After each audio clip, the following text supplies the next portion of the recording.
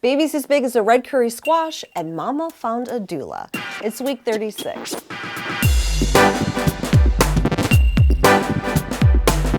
First, I want to say happy Halloween or Harvest Day. Hope you're enjoying it. And if you're new to these updates, each week I talk about the physical, emotional, and spiritual aspects of this pregnancy. And let's start with the physical. Physically, I'm feeling good. In fact, I went to my midwife's this week and I weigh pretty much exactly the same weight in exactly the same week as I did with Griffin. And we went back, my blood pressure has been the same. Like, it seems like it's been the same pregnancy in terms of the numbers. So I guess that's pretty cool. At least I'm consistent. But I do have to say, I still feel like she's up higher than Griffin was, like in my lungs, because I still have that breathlessness going on sometimes. And I also feel like I'm just a little bit more uncomfortable, like a little bit more stretched. So that's why I was actually kind of surprised that like the weight had been the same, but I guess each pregnancy can be different. In terms of cravings, I've really been wanting fat. So I'm talking about like cream in my tea and like slather the butter on toast and full fat coconut milk. And I also still kind of want that meat too. So a great combination of fat and meat is bacon. And let me just say, I mean, I know some people out there are like bacon fanatics. There's like a cult of people that just love bacon, even in their cookies and stuff. That's not me. I'm not a huge bacon person, not a big pork person. But this week I've had it several times and it tastes so good. Now on the other extreme, I've also been wanting green drinks. So we still have our juicer packed up from when we moved. I've got to dig that out. So right now what I've been using is this wheatgrass juice powder. It tastes terrible, but I still crave it. So I'm doing kind of both extremes there, but you know, I'm just listening to my body. Speaking of which, let's take a look at my belly.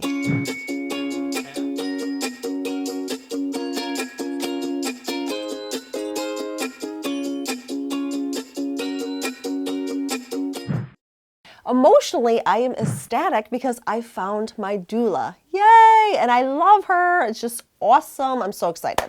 So now I feel like I can just relax because to me that's the most important piece of the puzzle for natural childbirth is having a good doula. So this gal is awesome. She's been doing it for 15 years. She has attended over 400 births. She also is a teacher. She taught Bradley for many, many years, which is a childbirth education course that very much advocates natural childbirth. In fact, that's what Mike and I took when we were pregnant with Griffin. But now her and a whole bunch of doulas from all across the country have created this new curriculum called Informed Beginnings. So she's actually the president of this. So I'm like, how did I get so lucky that I've been working with this doula that's so into this world? You know what I'm saying? So she came over just this past week. We met, we sat down, we talked, and it just felt like home, you know, just easy breezy. She also already got me doing some funky maneuvers, as you can see, trying to change the baby's position into anterior. We're still working on that. But I just feel like I'm in good hands, you know, no matter what happens, I've got a great experienced person by my side with my hubby too, and it should be good. I'm also just getting super excited. A friend of mine had a baby girl just recently, and just seeing this little baby and the nursing and the rocking, and just this little girl is just in that fog of newborn, you know, sleeping all the time, and just that cuddle time. Oh, I'm so excited to meet this baby girl, and it's getting so close. Now, Mike actually works a 4-day week normally, and he stays home one day with Griffin and stuff like that, but he's actually going to more of a 3-day week from here on out to the end of the year. And that's just because he has so much vacation time that he has to use up before the year's done. So that just is so fun because I love having you home, honey, and I love just having my family together, and it just feeds into that whole nesting thing, and we can get some more of the stuff that we need to get done with the house and the nursery and all that kind of stuff. So life is good. Spiritually, I'm feeling great. I got to go to a day conference last week, which was so awesome, and it was all about God and just deliciousness. And I was thinking about this, like, wow, really relish this, because right now I have freedom. When you have a newborn, you can't just go off to a conference for a day, especially if you're a nursing mama without a breast pump and lots of plans in place. So just relishing these last days of freedom. And also just, I feel really happy because the doula that we're working with, she's actually a Christian. In fact, she was a missionary in the Philippines for 3 years. So that's so awesome that we can bring God in so freely to our birth experience. And speaking of which, my mom actually made a request to my aunt. So my aunt is a nun, okay?